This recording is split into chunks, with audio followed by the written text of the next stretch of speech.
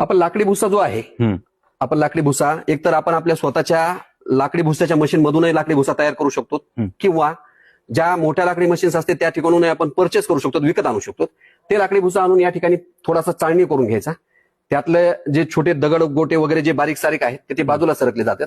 मग तो लाकडी भुसा, हा लाकडी भुसा उचलून टोपल्यानं या मशीनच्या याच्यामध्ये टाकायचा. आणि परत ही 50 HP ची मोटर आहे, 50 HP चं सेटअप मशीन आहे. बर. या मशीन मध्ये हा पॅनल बोर्ड आहे.